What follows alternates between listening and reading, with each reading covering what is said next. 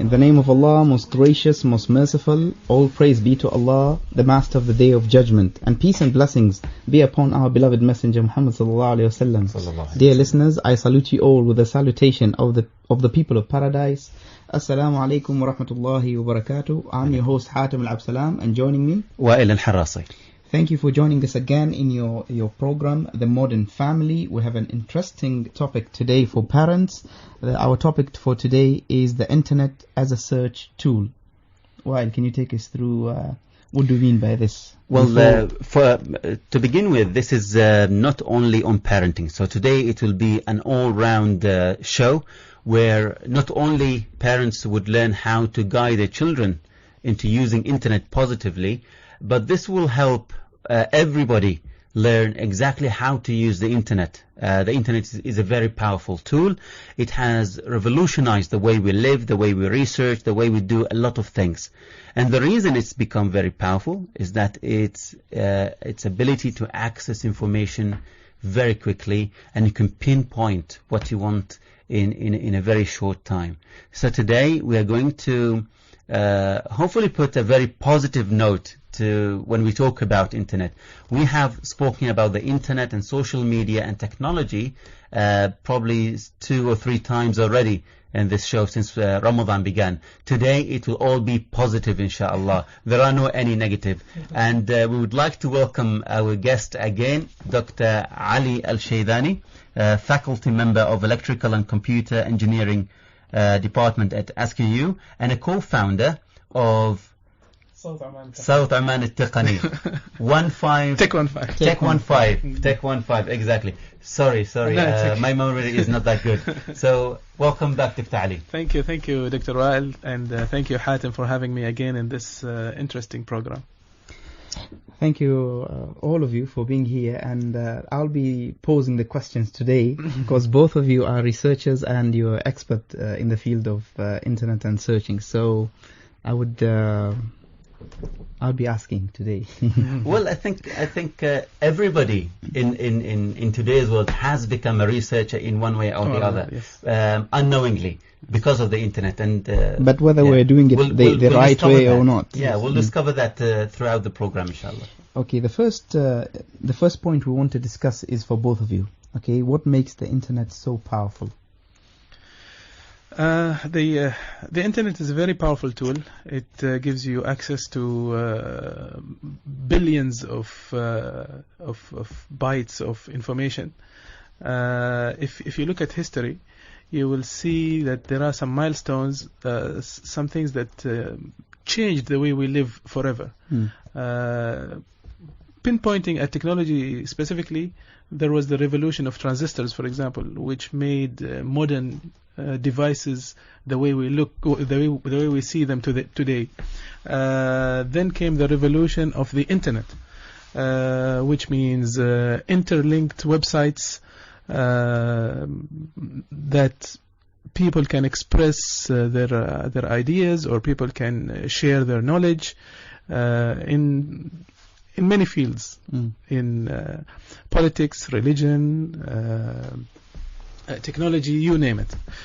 So having all that information out there, available in your fingertips, that's a powerful tool. It's like having a whole library in one machine, or accessible by one machine. And the beautiful thing about it is that it's searchable.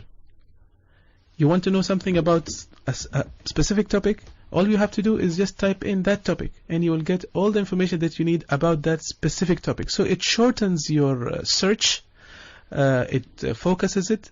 I'm not saying that this is always positive, but it really saves a lot of time for someone who wants to search for a particular topic. What about so you? It's very powerful. What about you, Dr. Wael? What do you think?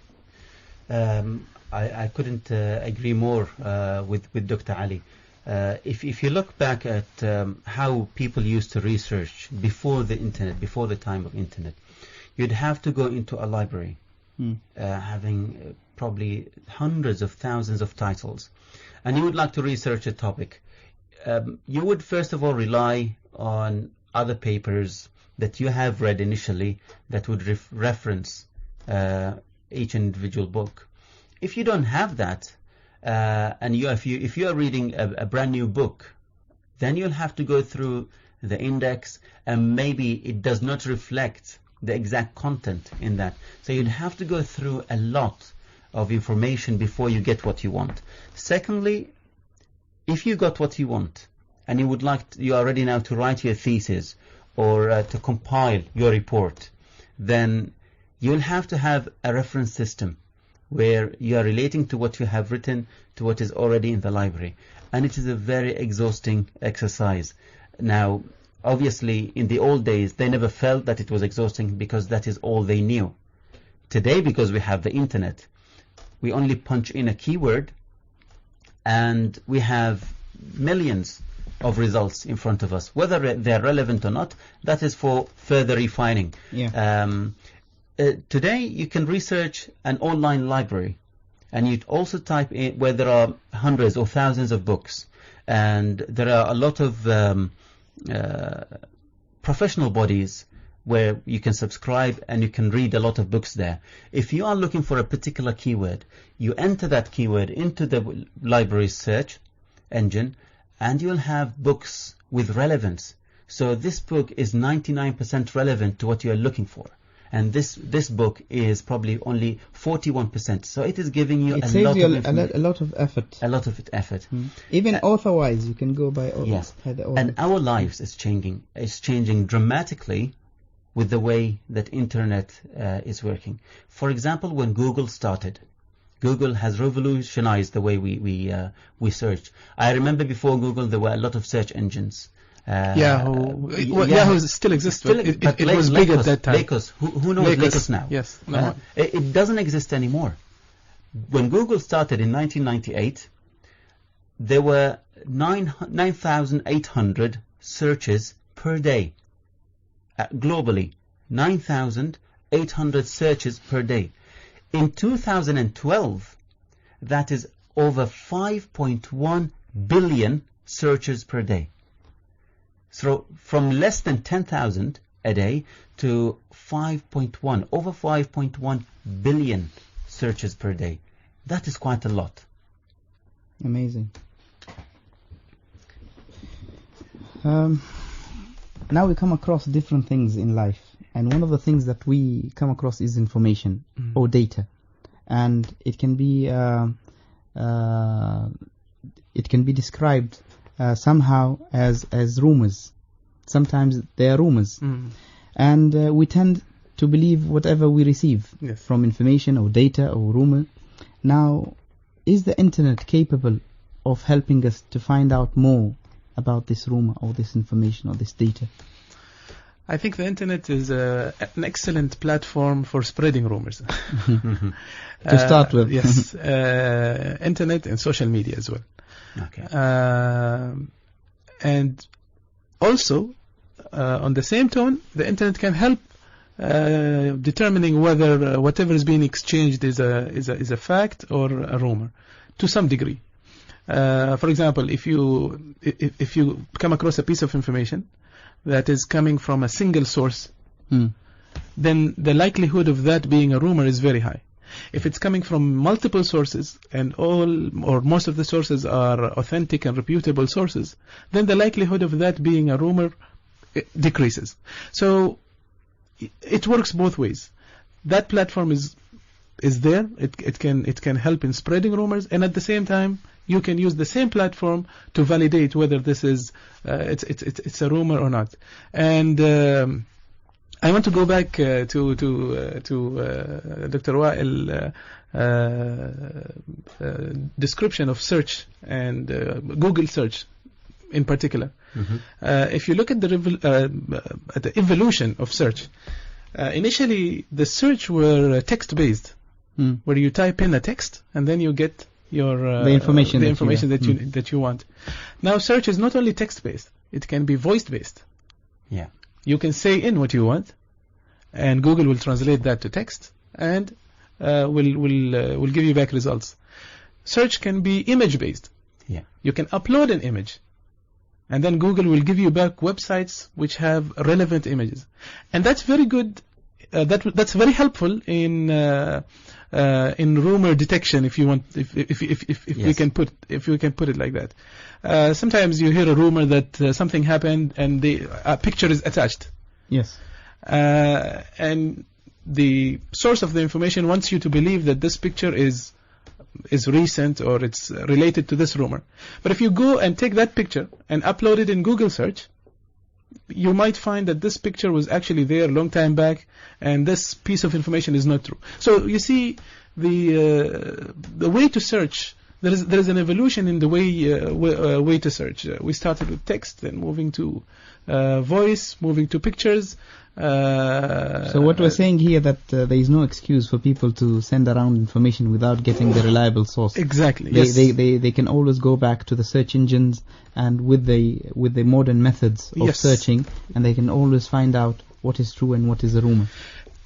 Absolutely. And we see this clearly in social media, for example. People spread rumors, keep sharing without double checking the authenticity of the information.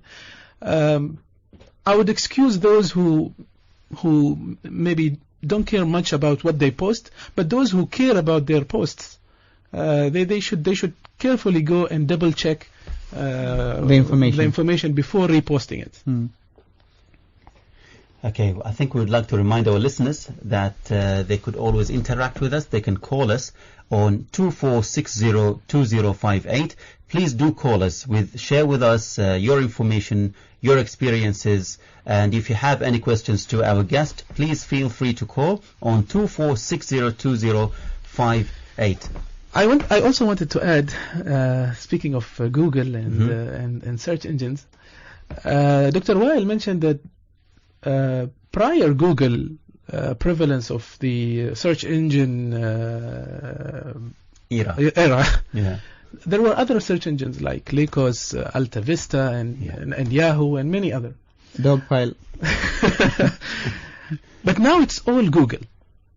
And Google is dominating. It's dominating. It's people when people say when people want to look for something, they say let's Google it. It became a phrase. It's a phrase on its own. added to a dictionary, maybe. Yes. Let's Google it, which means and in Arabic they say Sheikh Google. You get all the. But there is actually, to be fair, there are other programs that are now emerging which are as powerful and probably could potentially be more powerful. There is a website called Wolfram Alpha. Wolfram Alpha, you could upload images, you could search anything. I've just typed in now, for example, the word Islam, and the type of results are very organized. Okay. So immediately it gives you statistics, and it gives you everything you need to know. It actually enters several websites and gives you the summary of each website, and gives you all the data here, and then it will give you the references. So if you type in, for example, Islam, it will give you number of adherents is 1.25 billion. Country of origin, although it's not very accurate, it would say Saudi Arabia. Saudi Arabia never existed, but geographically it's there. I think we have a call. Assalamu alaikum. Assalamu alaikum. The call is gone. Yes, Okay. So I wanted to finish up my point here. Oh, sorry. It's okay. So Google now is the dominant search engine. But I want also our listeners to be careful here. Since the first website you visit to search is Google, this means that all the search results that we are getting are the ones that Google wants us to see. Yes. Okay. So I would recommend that searching using Google and other platforms as well, like Bing, for example, from Microsoft. You can compare. Yes, exactly. Because you see, with having Google there, the results that we are getting are the results ranked by Google Metrics. Which we don't know. Well, that could be steered. It could be steered. It is steered, and we'll come to that after this call. Yes. I think. Assalamu alaikum. Alaikum salam. How are you, brother? Alhamdulillah, Hatem. How are you today? Fine, thank you. Fine, Khalid thank you. Rawahi. This Dr. is Wael, how are you? Alhamdulillah, Sheikh Khalid, how are you? Alhamdulillah. Dr. Ali Shebani, it's nice to hear you today. Assalamu alaikum, Khalid. Thank you very much. Alaikum salam wa rahmatullahi wa barakatuh. Yes, Khalid, tell us. Yes. You have any you questions? mentioned or about comments? searching the internet, make it so easy to get information and to collect information for regardless the purpose, if it's for research or for even personal use. And I find that if Dr. Ali will give us some tips and hints on how to organize the information which we are getting, is a number of tools help us in organizing the information, because now it becomes really massive information, but having the information without organizing them, then sooner or later we'll have a mess. Do you mean archiving, or what do you mean by organizing them? Khalid. Part of this could be in archiving the information, but once we have the information in our desktop or on our backup systems, then how we are going to retrieve that information later on? Is there anything in technology that it can help us with this? Okay. Filing system. Okay. Is that correct, Khalid? Having a proper filing system. Filing system, maybe The line went off. Okay. You got the question. Yeah. The easiest way to do it is by bookmarking. But if you don't want to bookmark every website that you visit, you can subscribe to some services like Evernote, for example. With Evernote, whatever website you visit, that can be saved in your Evernote account. And with that Evernote account is with you, whether you're using a mobile phone or using desktop computers. So there are... I also used a very powerful tool which comes with Microsoft Office. It's called OneNote. OneNote, yes. OneNote is a very powerful tool, and I've used it throughout my PhD, and it helped me tremendously. You can organize. It's basically like your file cabinet, yes, and you can search through it, and you can save anything there, be it videos, images, text, websites, documents. Even if you, for example, if you're organizing a travel abroad and you have your ticket, e-ticket or e-booking confirmations, you can always print it to OneNote and save it there. And you can access it globally as well if you want. Yeah, so OneNote, Evernote, those are note-taking applications, and they do exactly what you said. The good thing about OneNote is integration with the other Microsoft products. Yes. The good thing about Evernote is it's cross-platform. You can access it using your Android devices, iPhones, Mac, PC. So you see, there are different tools to file and organize the information that you get from the internet. Just to let our listeners know that we are going to talk about the internet generally as a research tool, and then after the break we will go deeper into parenting and internet as a research tool for children. What I would like to add here is that when you mentioned rumors, there are systematic ways where you could actually research a rumor or a piece of news or a piece of information. For example, the type of rumors differ. In our culture, there are false news, political news. There are religious news, and there are scientific. And sometimes the scientific and religious are commingled together. For example, we hear a lot of people, or we see people spreading news that, for example, there is a brand new discovery by a scientific team, mostly Western scientific team, and this scientific team were flabbergasted when they realized that what they have discovered now is mentioned in the Quran, and that somebody from Egypt or wherever confronted them with that, and all their patents and IP rights were given to that Sheikh Al-Azhar, and they all became Muslims. Now a lot of people take all this information very emotionally, and what it does, it actually makes us a laughing stock for others, that we very easily fall for things that are completely nonsense and useless. What I do personally, I research that information. If it is something scientific, then you must be able to find it in a scientific website. So use Google as a starting point.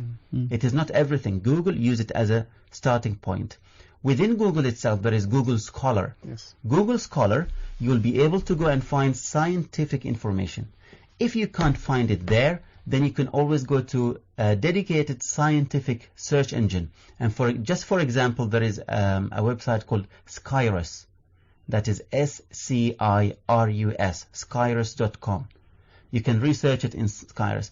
If you can't find it there, then most probably it's a rumor. It's a rumor. And sometimes just use basic common sense. Basic common sense before doing anything. If it is a political news. But the thing is, Dr. Wael, people are emotionally driven. Yes. Most of the time, and they stop thinking once they receive any that news. Is wrong. Yeah, that's wrong. That has to change. We need to be objective. We need to be practical when we hear anything, and the internet has made it very easy for us. So just going into Google is not is not a good way, but it is as a starting point. Yes, it is good. As Hatem said, practice your common sense. That's really important. Yes. That's step number one. I remember last year, if you remember, there was the expedition. No, it wasn't. There was this guy Felix who jumped from the from the moon. High up in the sky, I don't know how many kilometers, and messages were spread like fire that Newton's law have been broken, and all physics laws will be broken, and all that because of this jump. But if you think about it, this jump and everything that comes with it is all based on physics laws. Exactly. They can't be broken just like that. So I think it's just practice your common sense. Ask yourself, is this true or not? First, that's the first question. Yeah. And then if you have a small doubt about this news, then it's better not to spread it than spreading a news that is actually a rumor. I think people need to train themselves into getting into the mood of searching for information, for the right information. Yes. Because most of the time, as my next point is that people get their information from forums. And this is very, very common in the Arab world. That forum is as the an base. authentic source. Authentic source, Okay. So is this reliable? Is this the way to get information from the forums? Maybe I can share the story with you. Some of the students I'm teaching, when they submit reports, they reference forums or they reference social networking like Facebook as a reference to some information, to some scientific information. Fail them. That's what I do. I just want to know what is your response when they bring the assignments? I deduct some marks and I make sure to let them know that Facebook is not a reference. Even Wikipedia, to me, is not a reference. Wikipedia, okay, maybe this is good entrance to this topic. Now, what should you do when you want to search about a topic? My suggestion is, if you want to search about a topic, let's say about drugs. About drugs. I would recommend to go to Wikipedia to read about the topic, because the good thing about Wikipedia is it sums up everything related to the topic with hyperlinks to the source of the information. So reading Wikipedia itself is not a reference, but reading Wikipedia will sum up or will give you the scope of the topic. And from there, you can go to each and every item in this topic to read more about it. But Wikipedia, by its own right, is not a reference, because Wikipedia, who's writing on Wikipedia? It's just people like me and you. Yeah. They sum up information, they put it up there. So that doesn't make them an authentic reference. But Wikipedia is a good starting point, where you read about everything you want to know, you have the scope of the information, then you go back. For sure, Wikipedia is better than Facebook and forums. Okay, that's at least, yes. It is, as you said, a brilliant starting point, and that is what I also used to advise students to do. Going back to forums, unfortunately, the majority of Arabic websites are forums. Yeah. They're not scientific.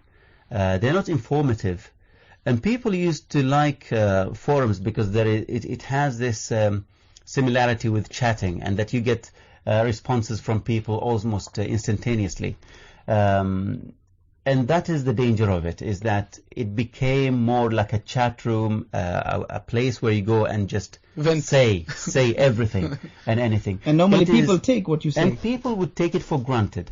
And there are numerous instances where people spread a story. And if you go and research that story, or even put a text from that story, just copy and paste it into Google, you realize that that story is only spread in forums, in the Arabic forums, and all 1 million other forums have copied it from one other forum and spreading like fire. So forums, I would advise people just to ignore forums completely, especially if you want to research or authenticate something. Yes. Forums are a very, very bad start. In the Western societies, there are forums. There are professional forums where they review items, either in technology or discuss an idea, or even they might go very detailed into your work, for example, expertise. That for you would see chemical engineers, electrical engineers, doctors, and each one of them would have a specific forum where they discuss. And they add sources as well, where they get their information The from. visitors to those websites are much lower, because you'd imagine that the type of people who normally go to the normal forums find these forums very boring, because they're very technical and straight to the point. The researchers who are using the forums might have this argument. They say that many of the local news is not there on Google. So anything that happens within Oman, for example, you'd find it in a forum.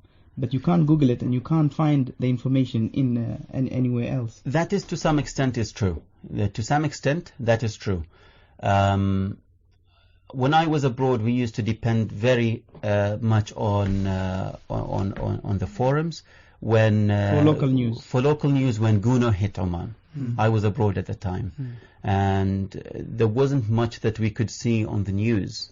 But we used to get up-to-date information and pictures through the forums. Yes. But I wouldn't rely entirely on forums when spreading news, because I have experienced myself where on one day a cousin of mine was attacked in the UK, and I only informed one person. I was the only one who knew at that time, and I only informed one person. Immediately, that news has spread into forums, and it was changed.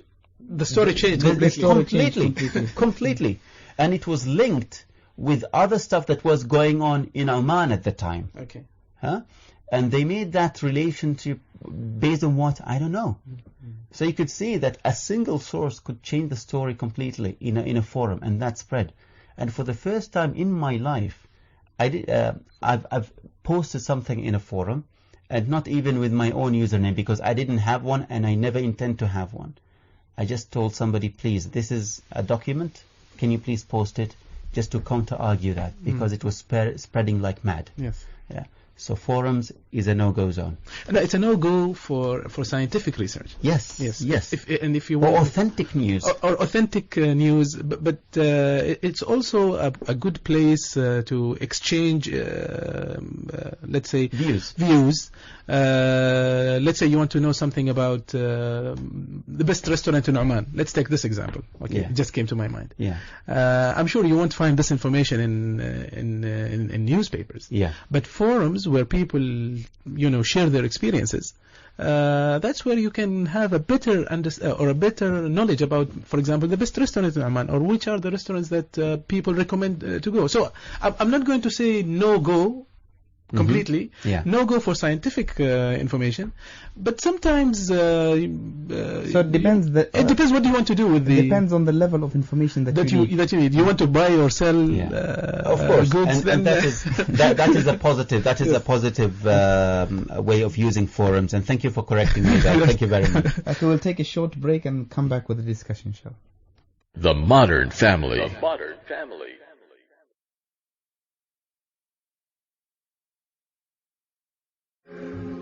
You are busy piling up, calculating, developing your careers, your money, your occupation, your wealth, until you visit the graves. Think about it. When was the last time that you went to a funeral? Was it your mother?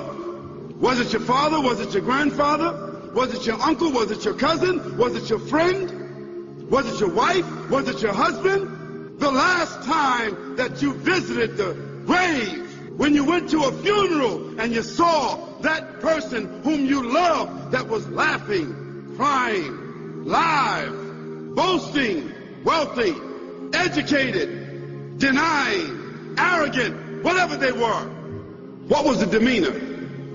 Were the people cracking jokes? Were they dancing? Were they clapping and singing songs? No. Silence. Why? Because every person that walked in that room, seeing that person stretched out, the first thing they thought about was that one day, this will be me. So Allah said, all of us, all of you are engaged in running your mouths, doing your business, multiplying, buying houses, cars, business, whatever you're doing. And when you're told about God, religion, life, morality, you're saying, look, I ain't got no time for that. I don't want to hear that. I don't even believe in God. See how arrogant people can be until they visit the funeral house. And you say to yourself, is that it? I mean, 50, 60 years, scraping, struggling, scheming, lying, stealing, fornicating, jumping up and down, begging, working, and this is the end of it? So it really means that after all this time, and the people walk away from that grave, it's over. The Modern Family. The Modern Family. Welcome back. Now we stop by the first discussion that we had about the internet, the importance of internet and the search engines and the search forums and the reliability of information. And now we'll go into depth with parenting more regarding the internet. Before we go on that, Hatem, can I just mention one further thing?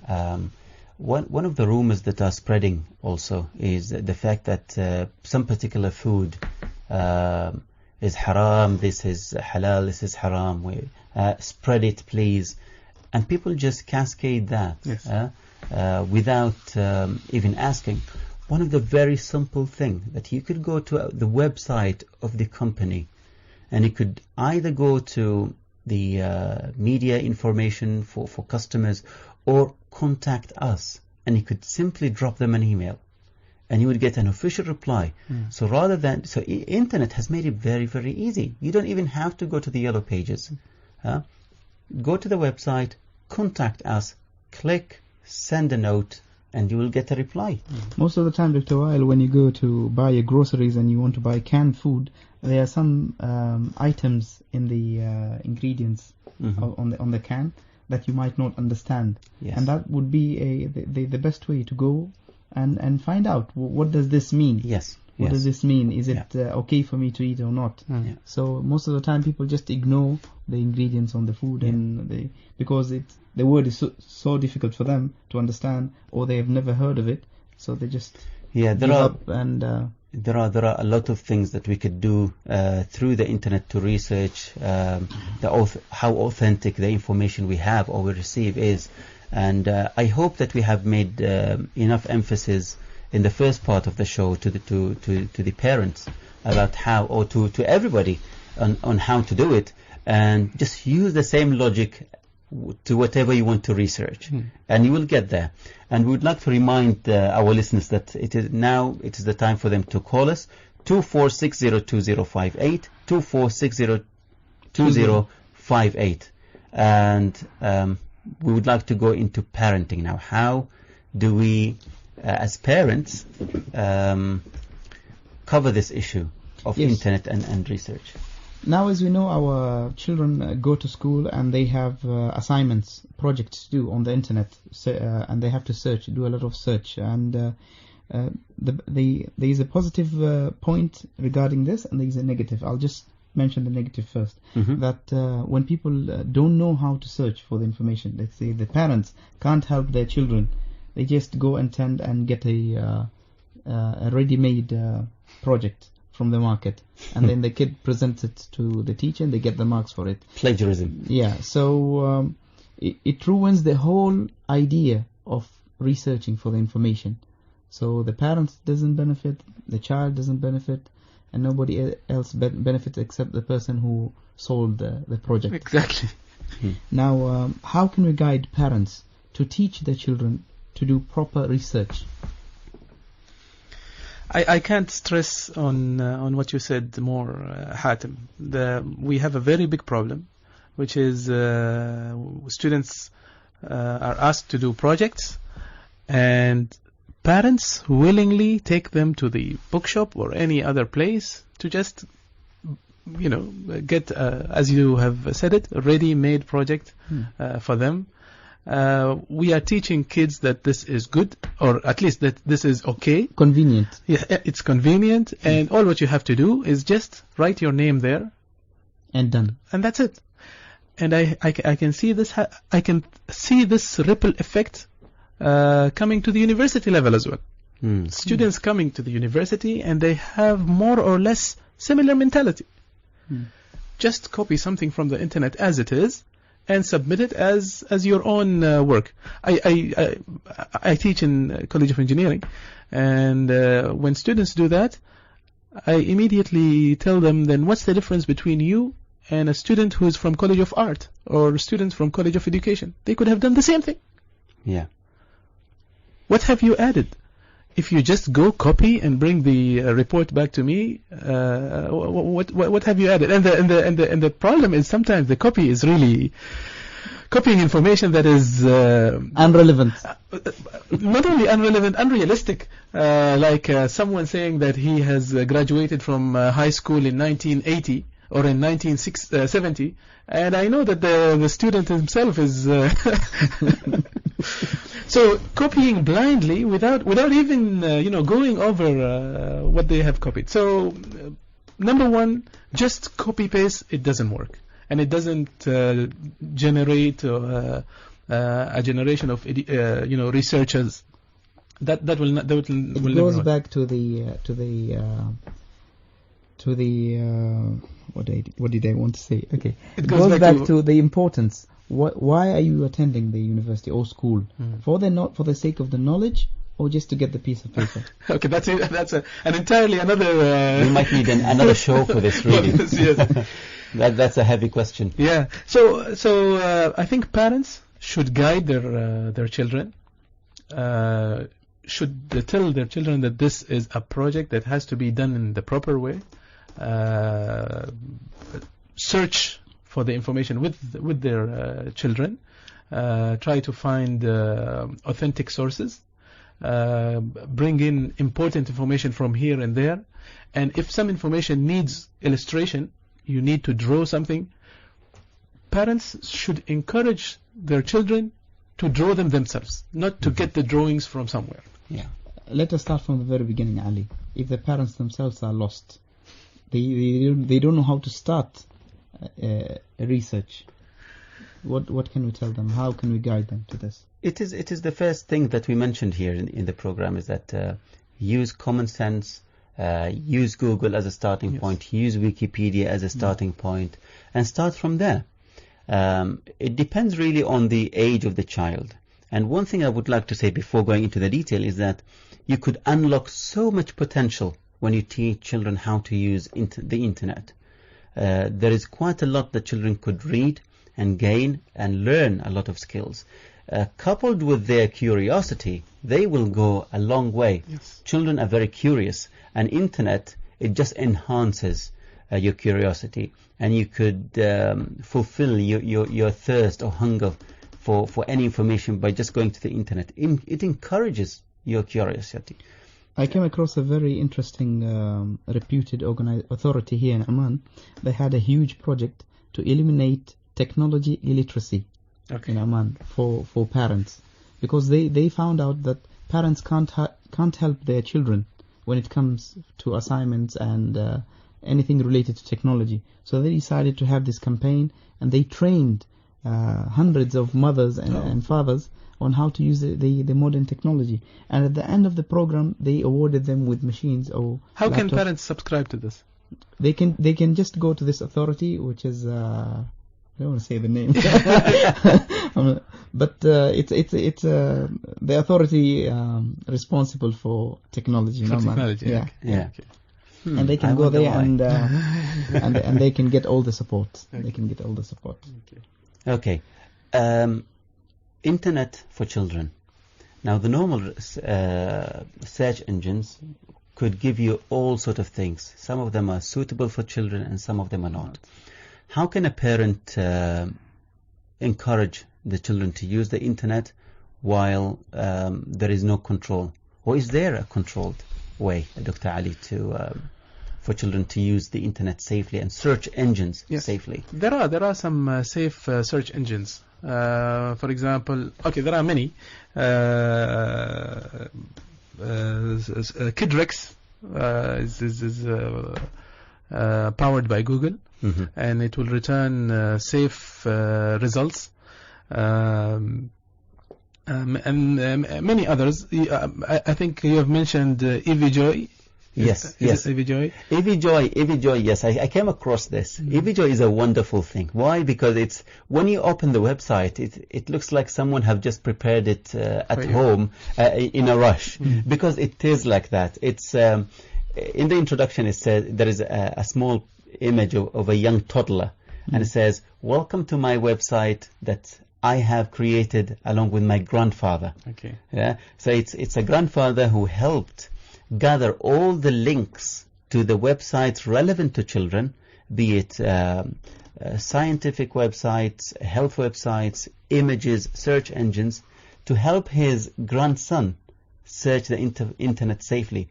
So he created this website. His son would log into it and would find all the information there. So it's called IVJoy. That's IVYJOY. That's IVYJOY.com. IVJoy. And I like this website because there is the picture of this toddler, and then it says, "Please do not click on my eye." And you immediately feel tempted to click. Once you click, it said, "Now you have confirmed that you are a child. I will take you back to the website." We have other more websites like howstuffworks.com. How Stuff Works. It's a brilliant website. It's very good. There is different disciplines. There is mechanical, electrical, all sort of things. It explains to children in a very simple way how stuff work. There are videos, and there are different videos and channels within that website. Another one is ask.forkids.co. Yes, that is the one that I think the majority of us are aware of. Ask Jeeves. Yes. Jeeves is like a virtual butler that you could go and ask any question, and you could ask Jeeves any question, he would answer back.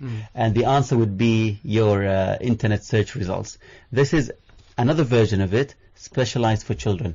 Of course, what they do, the majority of these, they depend on Google. Yeah. And one specific feature of Google, which is Safe Search. So you can't switch off the Safe Search there. So this is so reliable that you know that your kid will not go wandering into other websites that are Of course, they can wander to other websites, but Dr. Ali, can you shed some light into parental control on the machine itself? Yes, there are multi-level of parental control in the machine itself. You can have dedicated software downloaded, and it has its own web browser, it has its own applications, its own games, and kids should be within that environment only, and they won't access other files in the machine. If I remember the name, I think it's Kidzo. Kidzo. Yeah. Yeah. It's free for like a week, and then you have to subscribe. I think about $5 a month or something like that. Okay. There is also, you can have parental control using antivirus programs, where it restricts, for example, some drives, accessing some drives, or accessing some files. You can have parental control on web browsers, where it restricts access to some websites. So there are multi-level of parental control to access the internet. There are even more technical ones, but I don't think that some of them are complicated in a way that once you switch them on, you don't know how to switch them off, and instead of solving a problem, you're creating another problem for you. Now, many parents would wonder where can they go and get trained for this. Is there a particular website that they can go and learn about all these things? I can reference them to a website here in Oman, cop.gov.om.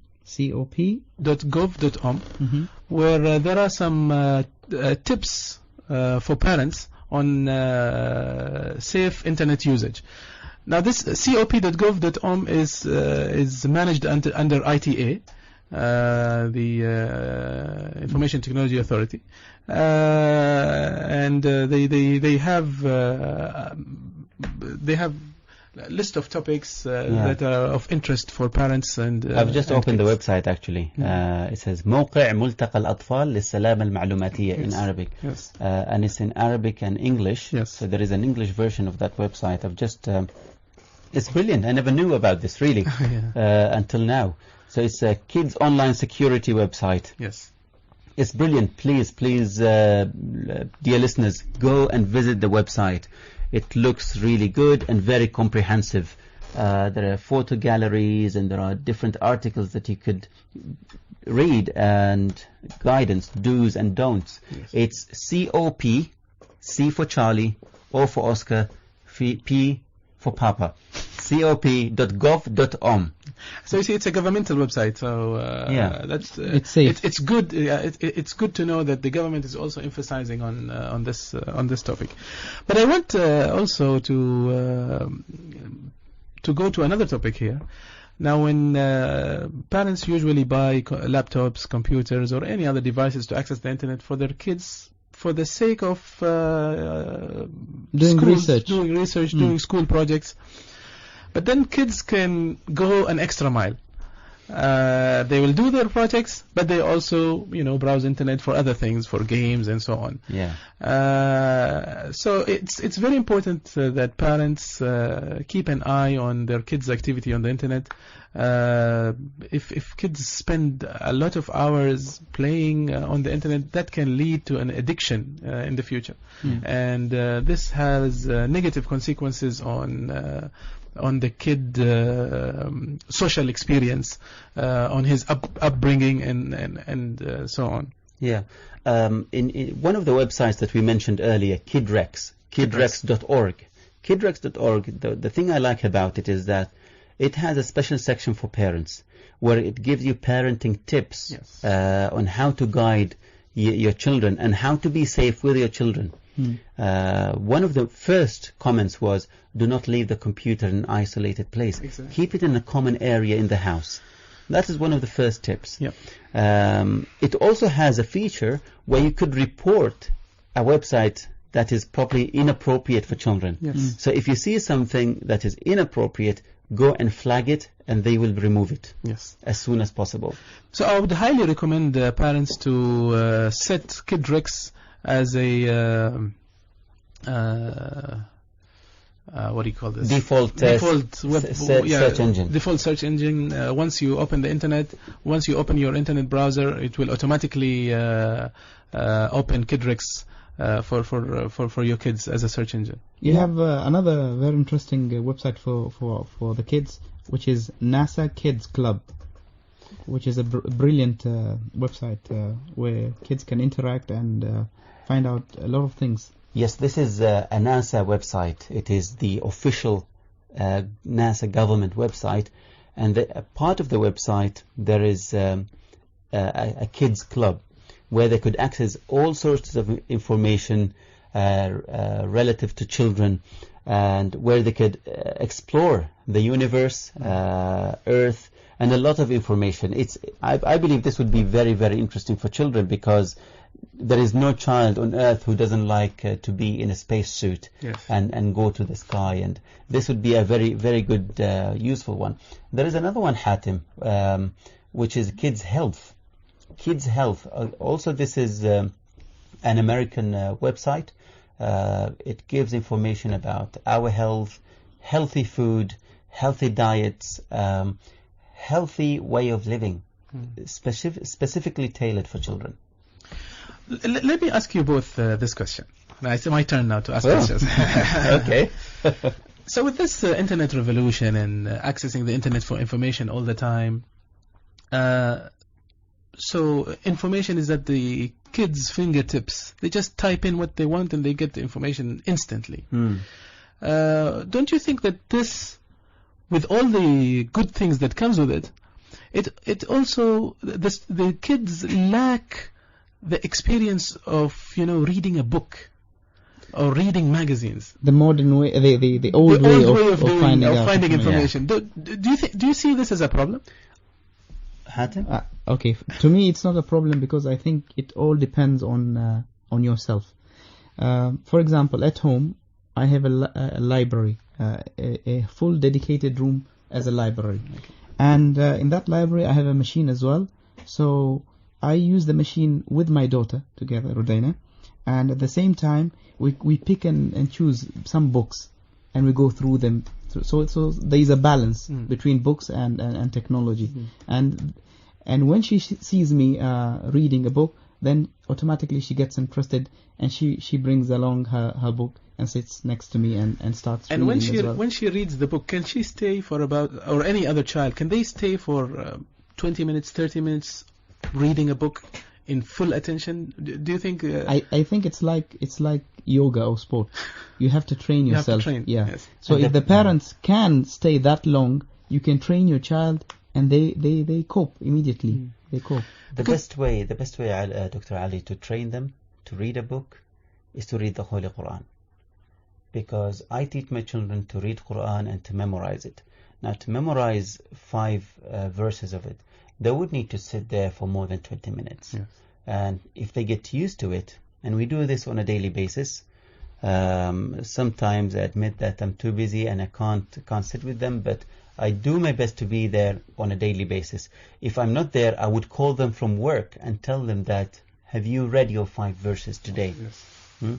If not, please read. When I come back, the first thing we'll do, sit together, and I will listen to what you have memorized. That 5 verses that they will read, it teaches them to be in contact with the book. And I really realized this as a problem from a very early stage. I've thought about this question, and that it is a problem. If they are used to the internet only, it will become a problem. It is the parents' role to divide their children's time and teach them both, as Hatim wisely said. Dr. Ali, you're talking about kids. Before starting with kids, look at adults. Now you would go into a mosque and you'd find people reading Quran through their mobile phones. Yeah. So people even forgot about the natural way of reading the holy book is through the actual book itself. I brought up this topic because I came across a study on the negative effects of the internet on kids. And there are some alarming statistics. Maybe I can share them with you. One of them is that they found out that kids who are, spend a lot of time on the internet and on gadgets and devices, they have a shorter attention span. Yeah. The attention span is reduced from 12 minutes to 5 minutes, which means you can stay 12 minutes paying attention to what you're doing, to now staying only 5 minutes before you get distracted by something else, or before you just feel bored. Just to correct that, it is 5 seconds. I found this information. Okay, 5 seconds. It is 5 seconds, and a lot of people have said that we now have less attention span than a golden fish. A lot of people, well, it has been known that fish have the shortest attention span, and that's why you could put them in a confined area, and they would always be on the move, looking here, this is new. Every time, this is new. They spend years in front of the same artificial rock, but to them, it's always new. But today, we as humans turned like goldfish. Yes.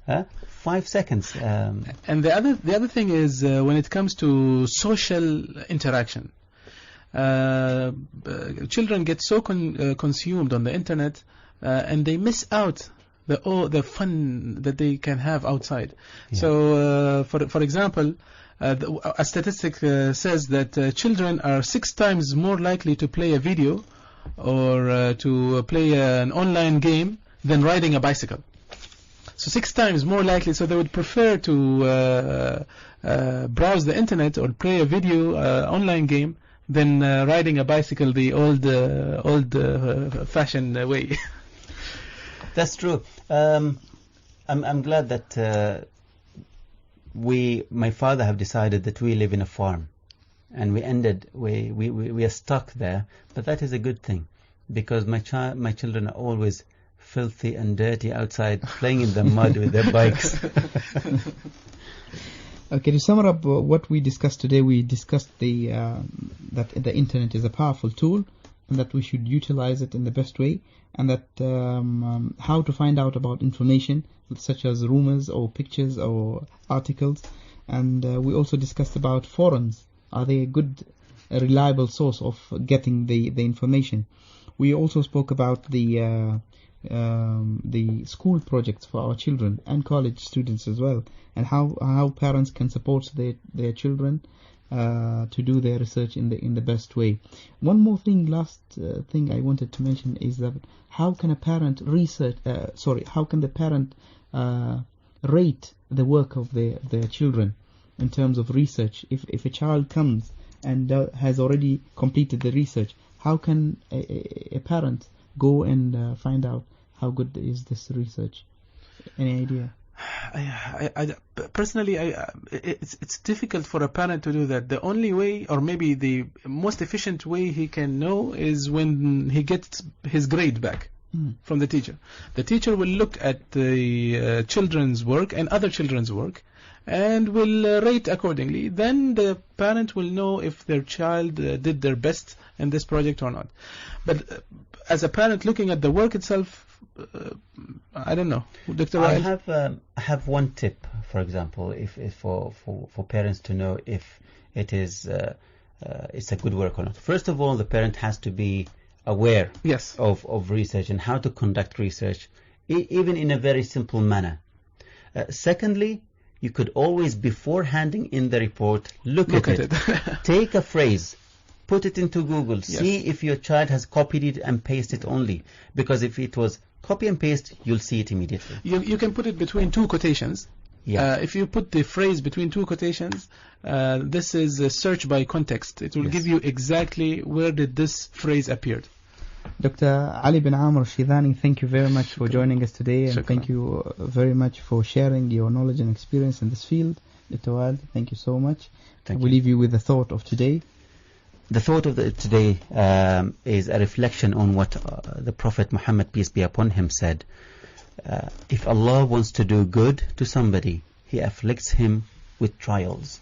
So don't be sad, and reflect on this hadith. Dear listeners, I'm your host Hatim Al-Absalam and Wa'il Harasi. Thank you very much. See you tomorrow, inshallah. Assalamu alaikum. The Modern Family. Let us bridge the gap between generations. Let us shape up the modern family. The Modern Family. The Modern Family. Join the discussion and give us your feedback. Live with Hatim Al-Abdussalam and Dr. Wa'il Al-Harasi. The Modern Family.